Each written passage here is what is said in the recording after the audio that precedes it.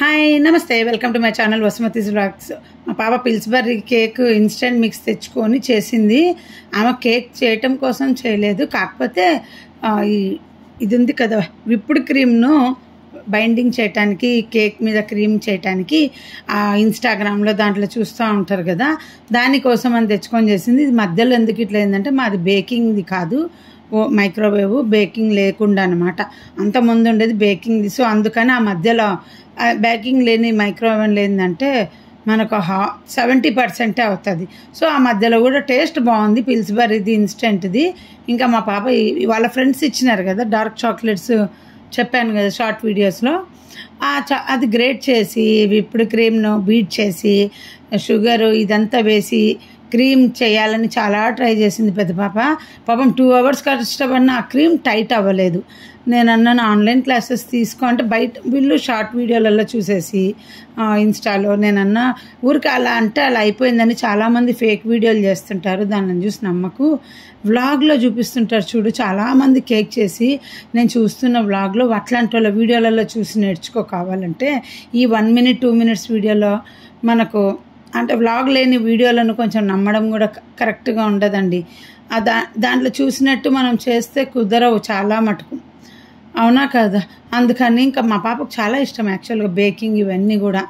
But అలా try చేసింది. నేను అన్నాను ఇంకా అదేం చెడిపోదు. మేము అప్పుడు లాక్డౌన్లో చేసినప్పుడు అంతా కూడా ఐస్ క్రీమ్ మీగడేసి మిక్సీకి వేసి, పార్లేజీ బిస్కెట్లు మిక్సీకి వేసి ఏమేమో అందరూ ట్రై చేస్తారు. అట్లా నేను కూడా ఒక వీడియో చేసింటే అప్పుడు చిన్నదాని ఛానల్ ఉన్నప్పుడు ఇక ఐస్ క్రీమ్ లాగా తిందాంలే అని చక్కగా ఫ్రీజర్లో పెట్టేసి షార్ట్ వీడియోలో పెట్టాను కదా. విప్డ్ క్రీమ్లో చాక్లెట్, గ్రేటెడ్ చాక్లెట్, షుగర్ వేసి బీట్ చేసేస్తే అయిపోయి చూడండి. ఇంకా మీకు ఓపిక ఉంటే కొంచెం కార్న్ఫ్లోరు ఉడికించి చిక్కగా చల్లార్చిన తర్వాత అన్నీ కలిపి బీట్ చేయండి. వాళ్ళ చెల్లెలను కూర్చోబెట్టుకొని చేసింది. వీళ్ళు చేసుకునే పనిలో నేను దూరనండి. నాకు వచ్చిన పనులు చేసి పెట్టనీకే నాకు చాలా కష్టం. అన్నీ కడిగి పెట్టేస్తారు నేను అడుస్తానని. ఇంకా బట్టలు అయితే ఇంకా చాలా బట్టలు ఉన్నాయండి. అంతే ఈరోజు బట్టల సెక్షన్ దగ్గర బట్టల గురించే మాట్లాడతాం. బట్టలు అంటే వాషింగ్ బట్టలు అండి.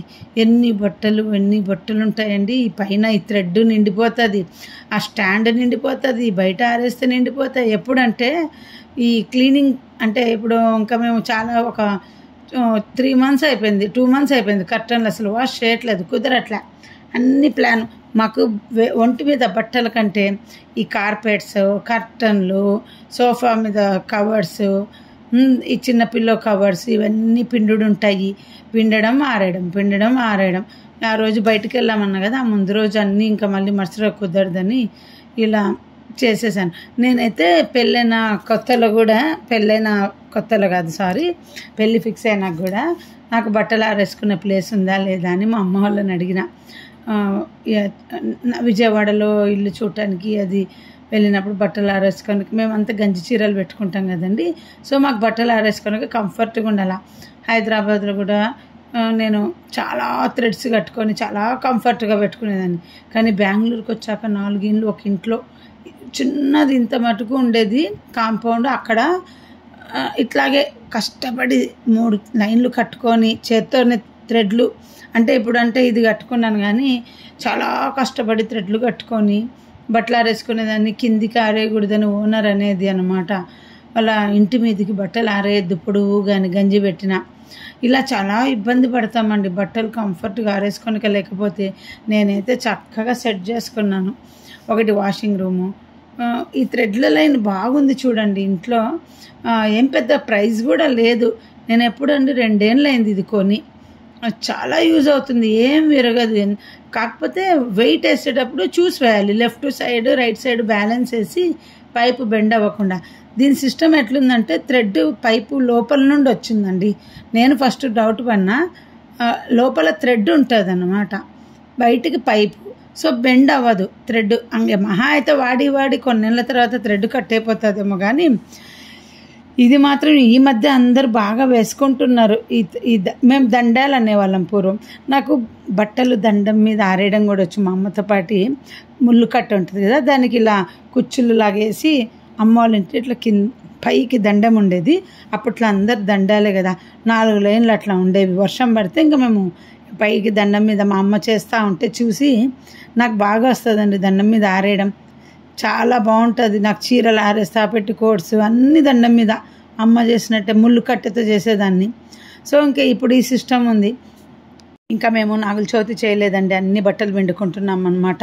ఎన్ని బట్టలు అంటే బాబా నాకు విసుగు వస్తుందండి. రోజు నేనైతే 2 జతలు మార్చేదాన్ని ఒకప్పుడు, ఇప్పుడు మార్చట్లేదు. ఈ పిల్లలు మార్చినవి వాళ్ళవే ఎక్కువ ఉంటాయి. మళ్ళీ మా ఆయన బయటికి వెళ్ళి వచ్చినవి ఈ కార్పెట్లు, బెడ్షీట్లు, కర్టన్లు అసలు నెలకోసారి పిండాలి. మాకున్న డస్ట్కి కర్టన్లు పిండట్లేదు అసలు.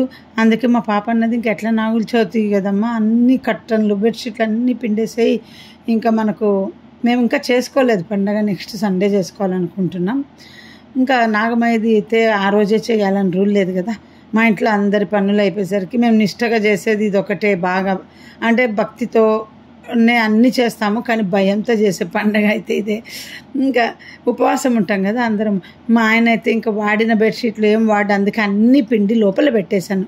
ఏవి కార్పెట్లు ఈ 4 రోజులు ఏ కార్పెట్లు వేసుకోకండి, అన్నీ ఆ రోజు తీసి వాడదామని. మళ్ళీ వాడుతున్నాం అనుకోండి, అవి కాకుండా ఆ రోజు ఉపవాసం అని మా ఆయన ఏది కొత్తవి తీసి లోపల నుండి వాడతాడు. అందుకని ఓన్లీ బెడ్షీట్లు అన్నీ పిండేసి వేసేసాను. ఇంకా నాకు ఒక రూమ్లో వచ్చినానంటే ఆ రూమ్లో ఫిక్స్ అయిపోతా. బట్టలు వేయడం, బట్టలు మడతేయడం ఇదే సరిపోతుంది. కిచెన్కి వెళ్తే కిచెన్లో పని. అవును, నాకొక్కదానికే జీవితంలో ఇట్లా ఇంటి పనులు అంటే విసుగా మీకు కూడా ఉందా? నాకు రోజు చిరాకు వస్తుంది పనులు చేసి చేసి. కిచెన్కి పోతే కిచెన్లో గంపెడు పని ఉంటుంది, ఇక్కడికి వస్తే ఇక్కడ గంపెడు పని ఉంటుంది. అందుకనే వదిలేసి కూర్చుంటానండి. ఈ వీడియోస్ కూడా నేను ఇంకా డబ్బు కోసం పరిగెత్తడం ఎప్పుడూ ఆపేశాను. రిలాక్స్గా ఉంది, నా మైండ్కి ఆ స్ట్రెస్ తీసేసా. ఎందుకంటే చూశానండి యూట్యూబ్లో, నాకేం డబ్బు రావట్లేదు కానీ వ్యూస్ పెరుగుతున్నాయి, సబ్స్క్రైబర్లు పెరుగుతున్నారు, పెద్ద ప్రయోజనం ఏం లేదు. వారానికి $1 సంపాదిస్తున్నా, చాలా వచ్చిన కాడికి అనేసి ఆ పరిగెత్తుడు మానేసి ఆ ఎల్లో చీర పని అయిపోయింది. నేను ఇంకా వాడని చీరలన్నీ కూడా తీసి అలా మంచంలో పెడతాను. ఎప్పుడు ఎవరు ఎక్కువైనప్పుడు పని వాళ్ళకి ఇస్తూ ఉంటాను అనమాట. నాకు ఇంకా డైలీ వేర్ చీరలే నేను ఎక్కువ కడతాను కదా, నాకు ఇంకా 50% చీరలో లుక్ పోయిందంటే తీసేస్తానండి.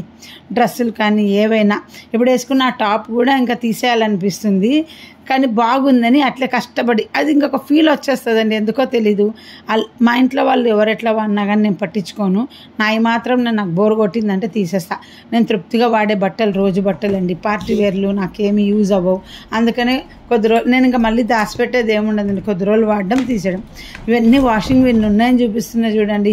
అన్ని కర్టన్లు ఇంకా చిన్నదనింది, నువ్వు ఎప్పుడన్నా పిండుకో, నా కర్టన్ మార్చేసుకుంటాను. ఆమె సెట్ అంతా మార్చేసుకుంది, ఇంకా మా కర్టన్లు తీయాలి. ఇవన్నీ ఇలా డంప్ అయిపోతున్నాయి చూడండి, ఇవన్నీ వాష్ చేయాలి రోజు. ఇంకా ఒక 4-5 వాష్లు చేస్తానండి, ఎందుకంటే మరి కంటిన్యూ చేయను. ఒక వాష్ అయినాక గ్యాప్ ఇచ్చి మళ్ళీ ఇంకో వాష్ అయినాక గ్యాప్ ఇచ్చేలా. సో ఇంకా ఈ బట్టలు పిండుకోవడమే సరిపోయింది 3 రోజులకి. ఈరోజు పిచ్చ వర్షము మోడంగా ఉంది, ఇక బట్టలు ఆరవు, అన్నీ లోపల వేసుకోవడము. సో ఎప్పుడు పనులు అప్పుడు అలా చేసేసుకుంటే ఇన్ని బట్టలు నాకే ఉంటాయా, మీకు కూడా ఉంటాయా? అసలు చాకలి వాళ్ళతో ఒకప్పుడు బతికే జీవితాలు మనవి, ఇప్పుడు చాకలి వాళ్ళు లేకుండా బతికేస్తున్నాం. Bye, see you. మళ్ళీ నెక్స్ట్ వీడియోలో కలుద్దాం.